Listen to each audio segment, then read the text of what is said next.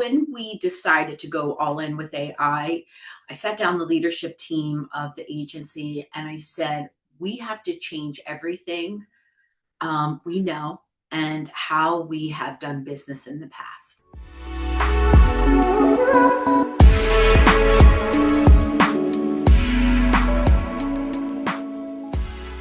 Hey, Guy Powell here, and welcome to the next episode of the Backstory on Marketing and AI. As you know, we are talking about this incredibly cool, and it's an amazing time to be in marketing and many other industries, but certainly marketing with all that's going on with AI. I mean, it just amazes me how fast things are changing. You've got, Chat GPT uh, updating things, and you've got all these little agents running around and doing some really cool stuff. And then I think Claude just announced this thing called Fable 5, which I haven't figured out yet. And I mean, it is just amazing, and it has really affected all aspects of marketing. So today I'm interviewing Eleanor Kubacki, and let me tell you a little bit more about her. She is the CEO and founder of EFK Group, and that's a nationally recognized woman-owned marketing agency helping higher education institutions, government agencies, nonprofits, and brands modernize audience engagement through AI-driven strategy, data intelligence, and human-centered storytelling. She is a recognized leader in branding, innovation, and of course, the future of AI and marketing. She is just a great person to be with.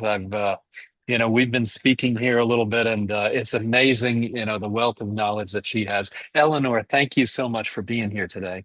Marketing's operating system has been replaced. Not upgraded, not improved. Replaced, completely and totally replaced.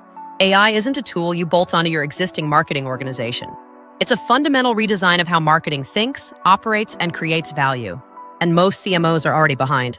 The AI marketing machine is the field guide for marketing leaders who want to get ahead of that curve. Built on more than a decade of the marketing machine methodology and interviews with over 100 CMOs, this book shows you how to harness generative and analytic AI together, without losing the human edge that makes great marketing unforgettable. This isn't theory, this is the playbook.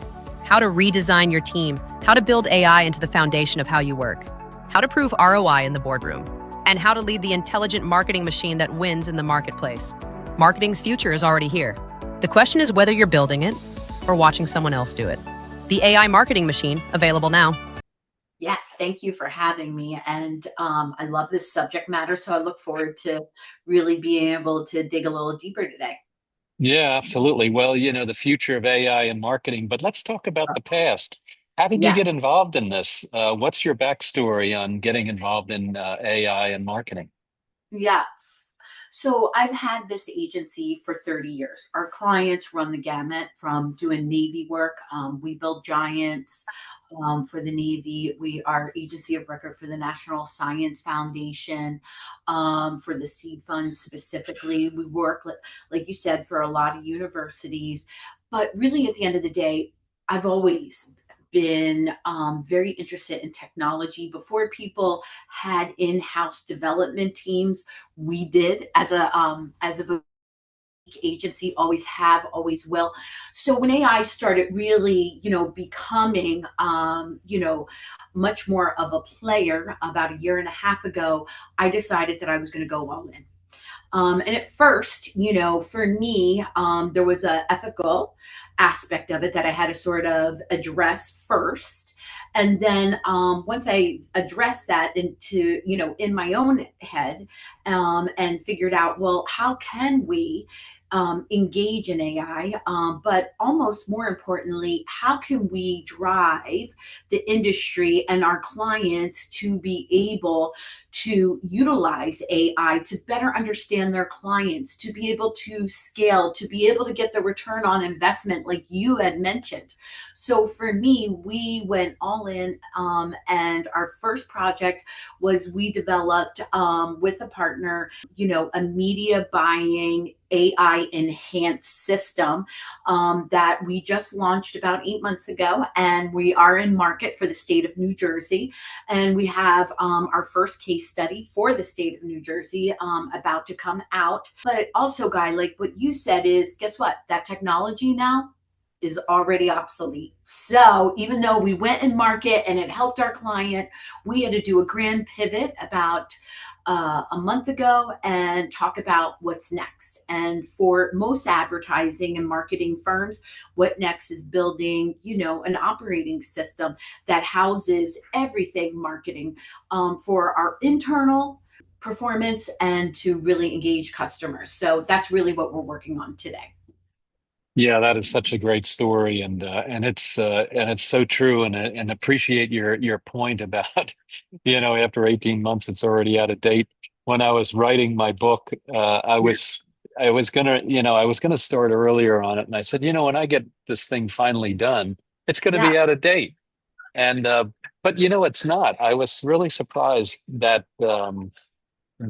a lot of marketers, especially for larger and especially for regulated industries, they can't go any faster, and Yeah. they're barely using it for anything, and yet they have so much opportunity in front of them, and they have to get past the governance issues and stuff like that. So, one of the things we wanted to talk about today, though, was, it's okay to build. It's awesome to build something with AI, but how do you scale it in a really good way? How do you really grow your AI strategy and implementation without using that incredibly valuable and it's so important without losing that human element? What kind of things do you see there? When we decided to go all in with I sat down the leadership team of the agency and I said, we have to change everything we know and how we have done business in the past. And it's not just from, execution, but it literally is from a holistic perspective in everything that we do as a business and as an agency. And what I said is, and this is really our mantra, get comfortable being uncomfortable because that is the truth right now for businesses, whether you're big, moderate, or small. But what I think is that being a small business, we can pivot a lot quicker. We can make partnerships. All of a sudden, we're partnering with Salesforce. We're partnering with, the big guys, iHeartMedia. We have an opportunity as small business owners to be able to win at a different level. And the playing field, it's very democratic right now, in the fact that if you're in it to win it, we have a real shot. There's no guarantees, but at the end of the day, for us, it was getting the leadership on board, and that took a while. There was a lot of pushback, understandably so. It's a scary time. Yes, it's exciting, but the flip side of that coin is that it's also scary. And so, as a business owner, my number one goal with AI is to make sure that everyone has a job, and we do have to talk about that very, very seriously. So it's the full ecosystem, the full change, and being ready to pivot and being ready to be uncomfortable, and that's the mantra that we're following. You're so right. I was at a talk with one of the speakers was Kathy Newman, and she is a pretty senior marketer with it slips my mind right now. But anyway, she was on the panel, and she said you have to get ready and being comfortable with being uncomfortable, and that just stuck with me. And I quoted her in my book, and because it's true, every day there's something new coming up, and it's just so important. Yeah, some days I feel as if we as an agency, were early adopters, and that was an area of comfort. But if you get me on another day, I'm like, I'm behind, I'm behind. There is this overwhelming feeling of not really understanding where you are in the AI universe. So, as a CEO, right, what I do is, I don't want to say fake it till you make it, but you're faking it until you make it because the technology just changes so much.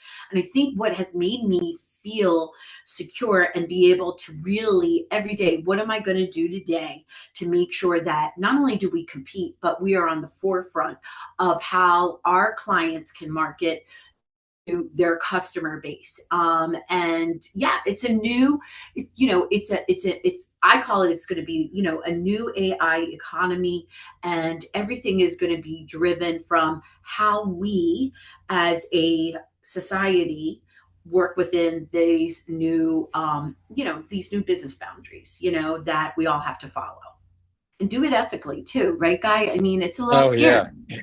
Yeah, yeah, absolutely. And I think one of the challenges, and and not that we purposefully are working there, but it seems like we've been working in regulated industries and big companies in general. They're the ones with the money. And so if they make a mistake, they're the ones that are going to get sued. And so they have to be extra, extra careful to make sure that they're not taking undue risk as they're trying to roll out something in AI.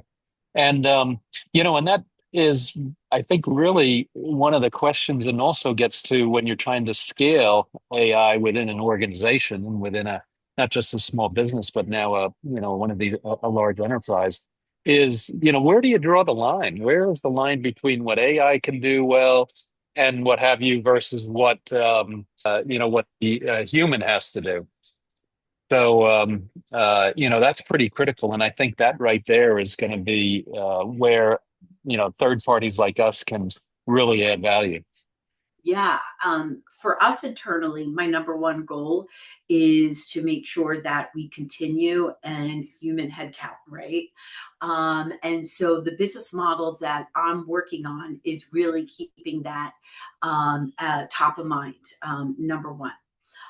Number two is that, as far as building this whole new business model, because for us in marketing, it's not just about personalization, being able to execute campaigns, being able to do real time A B testing, being able to find them on the channels, all the things that we always hope for are here. Okay. But it does cut down on the way we work. And so for me, and I haven't even delved into it, is that the new cost modeling that marketing agencies are going to have to do without any doubt. There's going to have to be, some form of regulation to help us get through this period and be able to, really grow as a society. We have to be responsible. We have to really think like when and where should we use AI, for instance, for on behalf of our clients, right? We have to have humans really guide it, test it. It is definitely makes a lot of mistakes, now. And we have to really ask those like sort of the top of mind questions. One, is it helpful for our clients? Two, is it appropriate for our clients? Is it crossing any line? So having internal governance with inside every agency to make sure that I personally think that we as a industry need to have certain governance, you know, uh, priorities. I think one of the industries that came out really strong were the Writers Guild, and they understood just how overwhelming this could be for their industry, and they protected themselves. So I think right now this is a wild, wild west. So we as individuals need to be able to protect our companies and our clients all at the same time. So that's a really interesting, situation we are finding ourselves into. But I do think that there are roadmaps to help us get there. Yeah, I agree. And it's funny though, you can also just go into Chat GPT and say, hey, give me a roadmap to get there. And you'll get something. And then, obviously it needs some refinement, but it'll at least give you the framework against which to work. And I'm just amazed at what you can do. Now, one of the other challenges though, with as you add AI and you have a lot of users in it, is how do you maintain your brand voice? And I unfortunately, we all made mistakes early on, and I remember, doing some early work on it. So, wow, this is really great. And Yeah. I'll send this out. And then you look at it and you go, wait a minute, that isn't really what I wanted to say. And you wish you could grab it all back. So, how do you maintain your brand voice now in the midst of all of the good stuff and even some of the bad stuff or even false stuff that AI can produce? For us, we use it as a baseline, right? We just use it as something that helps us get to sort of the meat of the, whether it's a brand, a campaign, so on and so forth. But by no means do we use it for creative.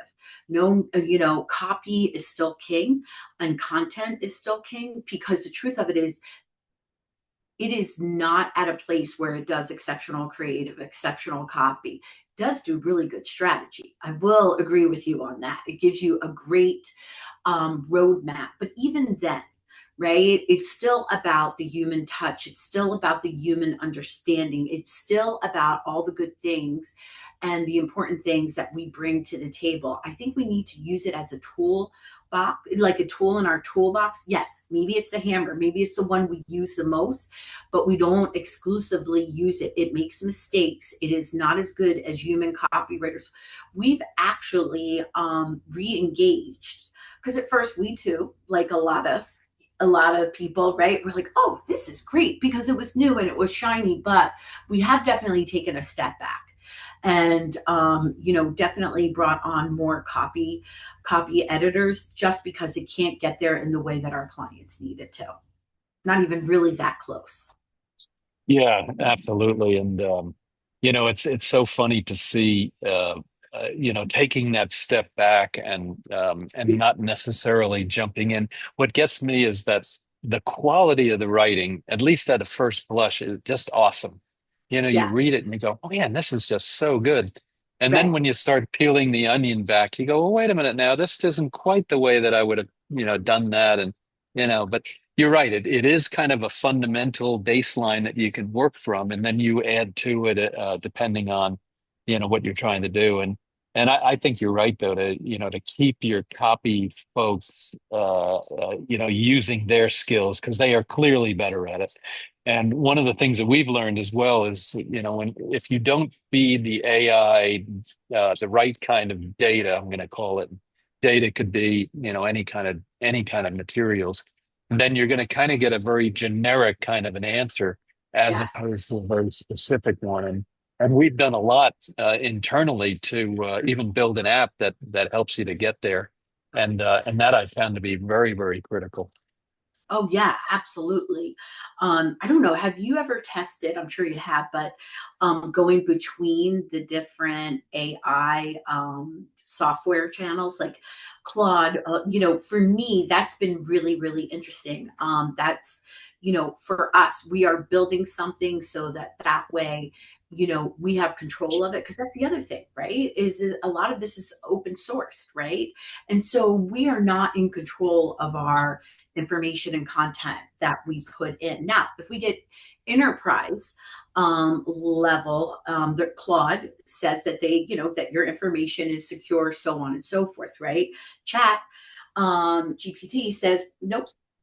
So there's a lot of proprietary information that I have 30 years in the making, and I want to make sure that that isn't utilized for the ad agency, in the next town. So, it is, yes, it's a wild, wild west. And yes, there is a lot of opportunity. But I think all of us, especially if we've been in it for a year or a year and a half, is that we understand that there are real limitations.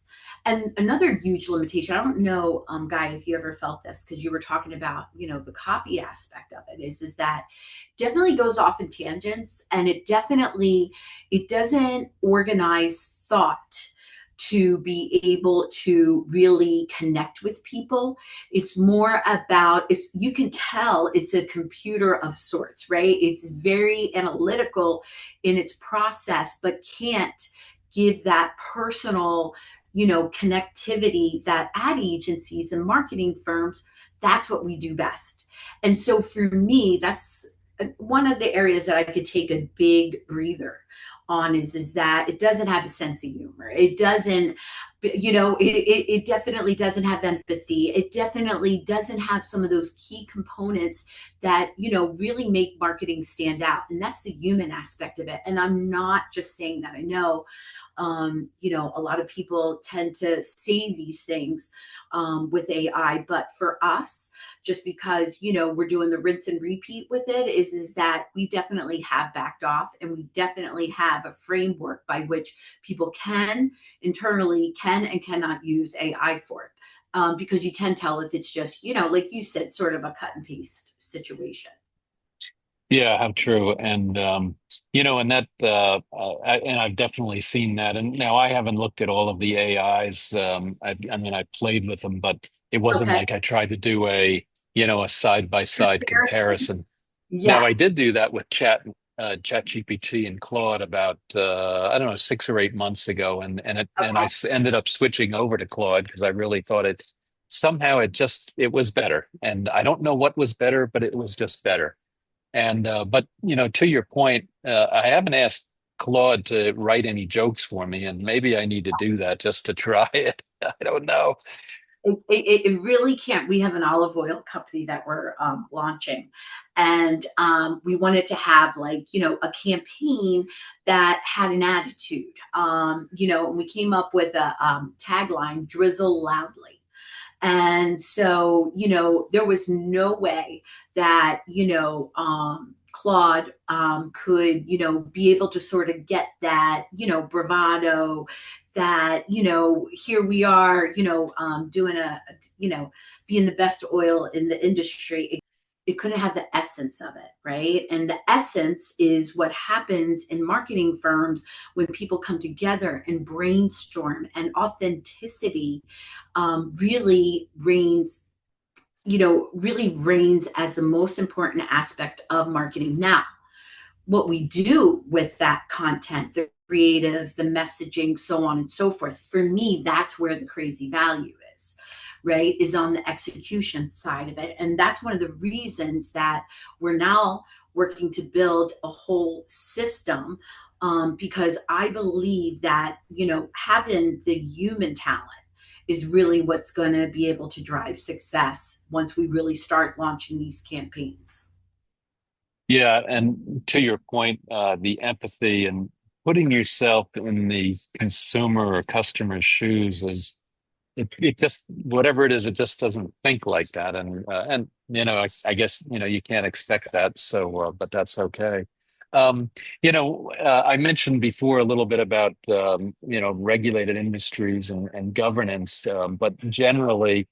And you talked about ethics as well, and especially now as we can kind of automate some of the workflows through AI, which is great. Yeah. There's clearly things that can be automated.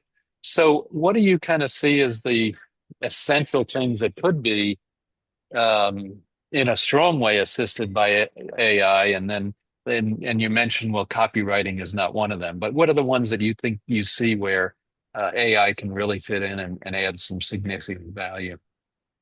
For us, it is data mining.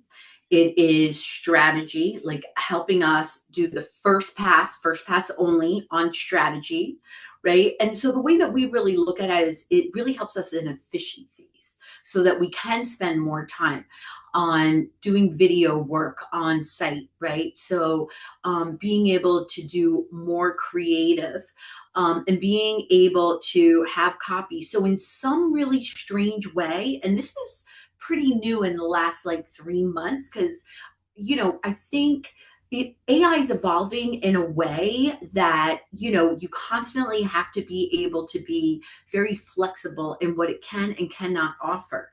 And the more that you use it or rely on it, the more that you can see that it's about a partnership, right? And that partnership isn't an equal partnership, right? What it is like when you partner with a company and they're going to do, an accounting firm, and they're going to do your accounting for you, right? That's a form of a partnership, right? I've had my accountant for 30 years, so I know it well. But, that's where it starts and stops. And I think for ad agencies, I've actually become a little bit more relieved knowing that it can't do what we do well. Now, Will that change in a year? It may, but that's where we have to be really flexible. And then what? What's the next iteration, right? So, for me as an entrepreneur, and I've been an entrepreneur since I was 24. So, I'm used to being uncomfortable. I'm used to not knowing where the next big client is. It always comes, right? And so with AI, I just had to put that entrepreneurial, like that spirit, that hat on, and be able to say, you know what, it's a new environment, and you just have to be okay with change. But like I said, I think that there's some good stuff for us on the Mm. marketing side of things. Yeah, absolutely. All right, now I have to switch over to the World Cup for two reasons. One of them is I have to have World Cup somehow in my hashtags on the podcast so it gets found more. But the other thing, though, the real question is, I saw in Adweek a ranking of all of the World Cup ads that came out. And I was actually very happy to see the ones that won Yeah, versus everybody else. And I was looking at it, I go, wow, I can't believe AT&T selling something and putting out a message, putting out, billions of dollars of advertising. How could they come up with something that was really original? That wasn't like, hey, it's $30 a month. Hey, it's $25 a month. Hey, we got no strings attached or whatever, right? And they did it. They had the number three ad, wow. and what was really good about it was that it was an incredibly good use case. And the one that won was the one that came in third was where the AT&T guy knocked on neighbors' doors, and Yeah, then they had the neighborhood go to the front door and say, "Hey, we're having a watch party. Come on by." And then, of course, then AT&T said, "And we have the AT&T, fiber, whatever it is, for the household." yeah, And yeah. that to me was just so good. Now, where I'm going with that is that I don't think AI assisted No. creative could have come up with that. Whereas, and I don't remember if it's T-Mobile or if it was Verizon, it was probably both of them. They just had, the okay, $30, $25, to this, to Right, that, and they're right. just, and they were way down at the bottom in terms of the activity that came off of it. Any thoughts you can add about what you kind of saw as the marketing going on as it relates maybe to AI and marketing? Yeah. So I think there's some really good case studies out there. Nike decided they were going to get rid of their photographers for their website. And so they used AI to, and no models. And it was so flat. You could honestly tell that it wasn't. Nike does beautiful work, and you could tell. Was it clean? Yes. Did you know it was AI? Yes. So for me, we are seeing a lot of those cases where, oh, we're going to do it, we're going to save money, and then they're seeing the ROI isn't there. Coke also did their first Christmas ad. I went to a conference about 2 months ago, and they had shown their first fully AI Christmas ad. Did you see it by chance? I did see that one, and I thought uh, for them doing the experiment was incredibly bold and Yes. saying, "Hey, this is it," and I mean, was the creativity, well, it was okay. The color, the quality of the background, it was okay, but it was obvious that it was AI, and I thought that, and they got incredible amounts of press of it, all of it negative. But I think all of the negative press was, well, because we're just so good at, copying. What are they doing here? But I thought Yeah. it was actually incredibly bold for them to Yeah. try that and then put it out there. Yeah, and actually, the producer of that ad was at the conference. He was speaking, and he talked about it from that position, because that was just a copy of their Christmas ads, right? So it was easier for AI to be able to do it. Yes, did they do it quicker? Yes. Was it more affordable? But at the end of the day, was it as effective? as as other campaigns for them. No. So, like I said, I think that this is the beginning of something very new for all of us. I think that there are incredible positive attributes of AI, but I also think that we're seeing sort of the vulnerabilities of AI. And I'm hoping at some point that, that there can be a line in the sand. And the line in the sand is for marketing agencies. And, I haven't figured it out more as anybody in the industry, but like the opportunity to do true personalization, to really reach out to people in their channels where they get their information, to be able to serve them the right ad, to be able to base your outreach on their online behaviors. That is here now, and that is incredible. Like a year ago, we used to come up with personas, right? Personas of who we thought the target audience was and what they liked. Well, now we don't do that anymore. That was based on big group methodology. Now we can actually tell exactly what you're interested in, what is important to you at that given moment, so on and so forth. So that's a huge game changer for us. But still, the creation of the content of the creative vehicles, I really feel as of today and what we're seeing, that is all squarely in the humans' hands still. Yeah, I agree. And although, and you used it as kind of the baseline or the foundation, Yeah. I think even for strategy and things like that, the AI gets you there so much faster. The real and true value add that an agency can add on is on the human side and the experiences and understanding that we have to be able to take that foundation and then really ask the right questions and also then put together the right results. And that's where I think, there's a difference too. And I talk about this in my book. Yeah.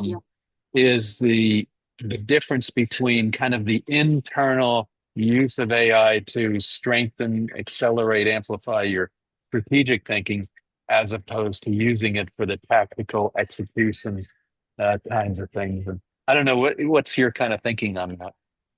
Yeah. Agencies have to be able to work within these new confines. I do think we have a lot of government work, a lot of university work. And you had said something earlier that really stuck with me, is like the big guys are going to be more apt to be sued. So we do have issues when we work for, every day for the National Science Foundation, right? The government is very particular on privacy. So there are, restrictions that we have to and continue to, respect and adhere to, because if we don't, then we leave our client vulnerable, we leave ourselves vulnerable. So it's very important to be able to have the group of people. On average, we have about 8 people on each account, right? And they all have different areas of specialization. The only difference now is that we will have an AI specialist on that team to make sure that we aren't overstepping, because overstepping right now could be incredibly detrimental to agencies and to the client. So it's just switching the teams, but it's not eliminating. We didn't eliminate the copywriter. We didn't eliminate the strategist. We didn't eliminate the graphic designer. All of them are still there. The developer, the UX UI. Now, can we go in there and have them lay out, the groundwork for UX UI for a university website as first pass? Absolutely. But they will never understand, or at least not in the foreseeable future, will understand the years of learning, that specialization of, working in higher ed. And so that's sort of, for us, that's our formula and how it would work. Yeah, agreed. And actually, I'd love to keep going, but I do have one last question for you, and it's Sure. exactly related to that. And that is, we talk about the experience, and it is our experience and our knowledge and what we've unfortunately made mistakes with and we've made successes with, Yeah. that makes a difference. But then how does an up and coming new marketer get into marketing when part of their competition, and maybe even a big part of it, is AI? Any thoughts and advice that you could give them? Yes. Number one is they have to learn to be the operator of AI. That's how for anybody getting into marketing, is that AI has to be, the cornerstone of what they offer employers. And it is going to be the best and the brightest and the most successful are going to be able to operate it at the highest level. So that would be my number one piece of advice. Yeah, that is very good. I like that, and I mean, for them to be the hands-on and being able to support the senior folks and take that, maybe not the burden, but to take some of the effort away, but also have the understanding of, hey, you want to do this, but AI is really good at that, so let's somehow figure out how we can, take it and make the best out of both worlds there. Yeah, exactly. Exactly. Yeah, yeah. Well, in any case, Eleanor, this has been fantastic. Thanks for coming on. Really appreciate it. I love some of your insights, and definitely look forward to actually rereading through the transcripts and picking out some more of those nuggets. And so, thank you very much for being on. Where can folks learn more about you and your company? Yeah, you can go to E as in Eleanor, F as in Frank, K Group .com, EFKgroup.com, and you can see our new website. And yeah, and my email is there, and I love talking AI. And if anybody's interested, please email me at. I'm going to give everyone the short email address, but Eleanor at EFKgroup.com. Wonderful. Thank you. So efkgroup.com, efkgroup.com. Eleanor, thank you so much. And for the audience, definitely stay tuned for many other videos in the series on the backstory of marketing and AI. And if you get a chance and want to really understand the essence of over 100 interviews that I've done on this topic, pick up my book. It's available at Amazon, and it's called The AI Marketing Machine. It's part of a three-book series called Building Marketing Machines, which is, I think, what the C-suite definitely wants. They want to make sure that marketing works and effectively and with a good ROI, and drives the brand, sales, and the company forward. In any case, Eleanor, thank you so much again. Really appreciate it, and we'll be talking hopefully at some point in the future as well. All right, and thank you so much for having me on. I do appreciate it. Absolutely.